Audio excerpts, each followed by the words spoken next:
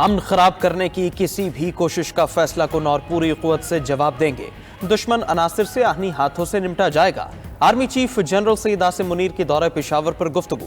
Army chief ने दहशतगर्दों के network की कमर तोड़ने और उनके मजमूम मज़ाइम को नाकाम बनाने वाले इदारों की कारकर्दगी को सराहा। कहा, दुश्मन भारी नुकसान उठाते रहेंगे। दुश्मन के नुकसान पहुंचाने की सलाहियत खत्म हो जाएगी।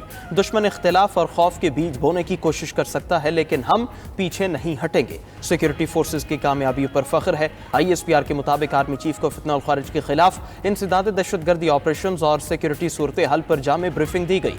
ब्रीफिंग में वफाकी वज़ीर दाखिला मोहसिन नकवी और वज़ीर आला खैबर पख्तूनख्वा अल यमीन गंडापुर भी शरीक थे।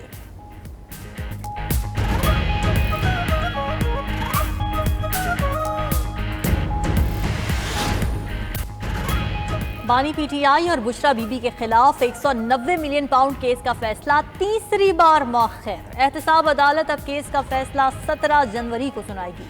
अगली तारीख देते हुए जज नासिर जावेद राना का बरहमी का इजहार। रिमार्क्स दिए, फैसला बिल्कुल तैयार और दस्तखत शुदा है। सुबह 8:30 बजे से इंतजार कर रहे हैं। ना बानी PTI आए, ना बुशरा बीबी और उनके वकला। बानी PTI को 2 बार पैगाम भी भेजा, लेकिन वो नहीं आए। जवाब में कहा गया, जब तक उनकी फैमिली या वकला में से कोई नहीं आता वो कमरा अदालत में नहीं आएंगे। 2 घंटे से इंतजार कर रहा हूं, लेकिन कोई नहीं आया। मुल्जिमान को पेशी का एक और मौका देते हैं। 17 जनवरी को हाजिरी यकीनी बनाएं। एहतसाब अदालत ने 190 मिलियन पाउंड रेफरेंस का फैसला 18 दिसंबर को महफूज किया था।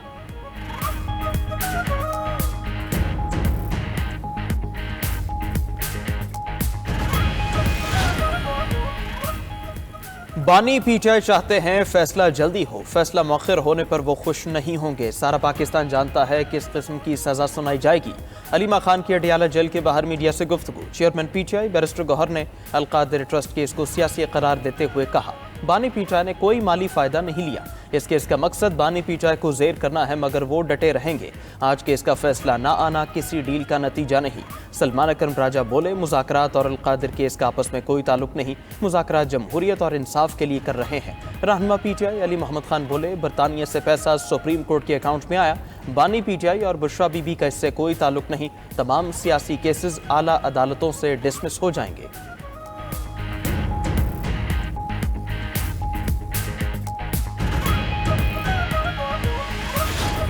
190 मिलियन पाउंड पे कहा जाता है जी हमने तो ट्रस्ट बनाया। ये सोचा समझा एक मंसूबा था, और ये जो पेश ना होने की एक आदत है वो है ना, आदत ही बना ली है। जो ताखीरी हरबे इस्तेमाल करने की रिवायत है अदालती केसेस के अंदर, इस पे बानी चेयरमैन PTI ने तो मेरा ख्याल है PhD की हुई है।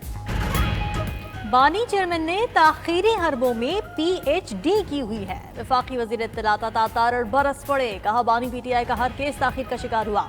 फॉरेन फंडिंग केस में गैर हाजिरी और ताखीर 6 साल पर मुहित थी। तोशाखाना केस में 2-2 माह की तारीखें लेते थे। आज 190 मिलियन केस के फैसले के लिए मुल्जिमान अदालत पेश ही नहीं हुए। जो बंदा सच्चा होता है वो कभी ताखीर नहीं करता। झूठ, मुनाफिकत और फरेब की सियासत इनका वतीरा है। तलाल चौधरी ने कहा कि करप्शन को इस्लामी टच देना PTI का तरीका वारदात है। अब मुकदमात का सामना करने के बजाय डील का तासुर दे रहे हैं। एहसन इकबाल ने 190 मिलियन पाउंड केस को मुल्की तारीख की सबसे बड़ी डकैती करार दे दिया। कहा, बानी PTI को अपना लीडर कहने वाले भी इस जुर्म में बराबर के शरीक हैं।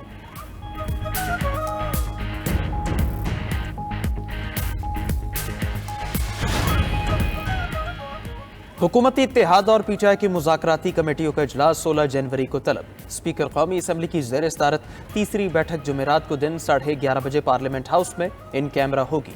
इजलास में तहरीक इंसाफ अपने मुतालबात तहरीरी शक्ल में पेश करेगी। स्पीकर अय्याज सादिक और PTI रहनुमा असद कैसर के दरमियान राबिते के बाद मुलाकात की तारीख और वक्त तय पाया। मीडिया से गुफ्तगू में असद कैसर ने कहा कि हम मुज़ाकरात में संजीदा हैं। मुल्क में आईन और कानून की हुक्मरानी होनी चाहिए।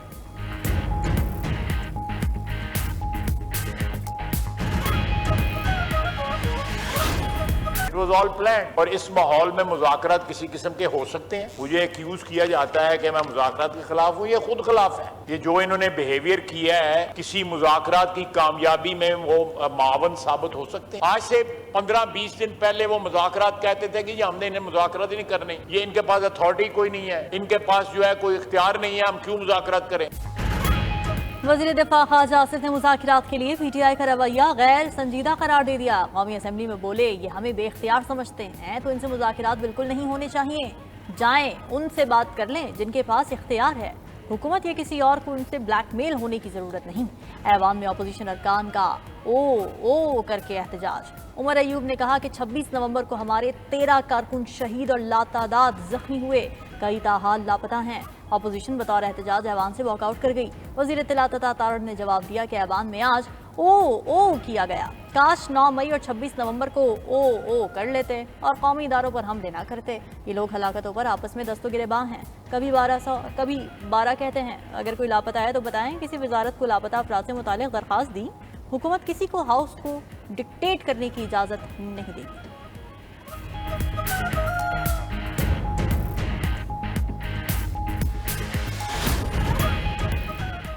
हुकूमत की कोशिशों से आलमी सतह पर पाकिस्तान का मुस्बत तशख़्ख़ुस बहाल हुआ। वज़ीर आज़म शहबाज शरीफ का PWD और दीगर गैर फाल इदारों की तहलील से करप्शन में कमी पर इत्मीनान का इजहार। कहा मनसूबों में करप्शन के खात्मे के लिए इस्लाहात का अमल जारी रहेगा। शहबाज शरीफ की कम लागत घरों के मंसूबे जल्द मुकम्मल करने की हिदायत।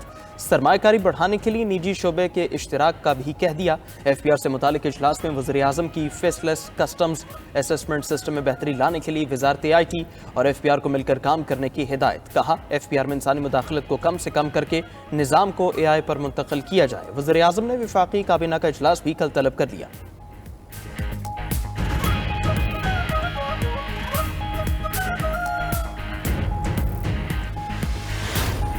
जब कोई कहता है कि मैं पासबान हूँ इस मुल्क का, जब कोई पासबान बन जाता है तो कोई पासबान कभी ये नहीं कर सकता कि किसी के बहकावे में आके मुल्क को आग लगा दे। कोई पासबान कभी ये नहीं कर सकता कि किसी के सियासी बहकावे में आके अपने मुल्क पे हमला कर दे। कोई पासबान ये कभी नहीं कर सकता कि एक सूबे से दूसरे सूबे पे, अपने ही मुल्क के दूसरे सूबे पे हमला कर दे। आग लगाने वाला आपका पासबान नहीं हो सकता। पासबान कभी अपने मुल्क पर हमला आवर नहीं होता, अपनी फौज और पुलिस पर हमला नहीं करता।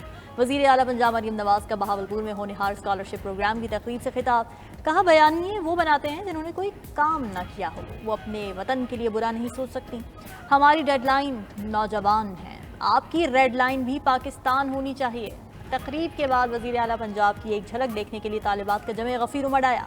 तालिबात मरीम नवाज के गले लग गईं, सेल्फियां बनवाईं। मरीम नवाज ने तालिबात की मिली नगमे पढ़ने की वीडियो भी बनाई।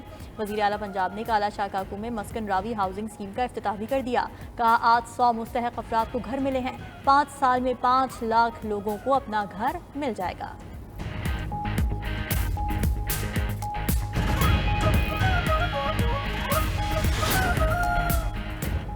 सुप्रीम कोर्ट का हर जज आज़ाद है, जजेस पर तनकीद होनी चाहिए लेकिन तामीरी तनकीद हो।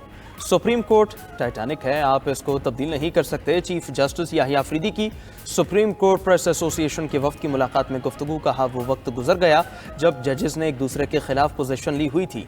जजेस किसी इल्ज़ाम पर जवाब नहीं दे सकते, हम सब जजेस आपस में भाई हैं।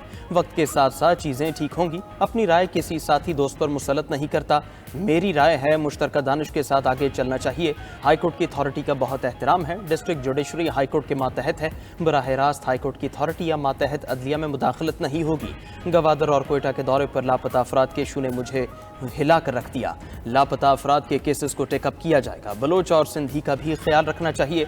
सिंधी और बलोच जजेस को तस्लीम किया जाना चाहिए।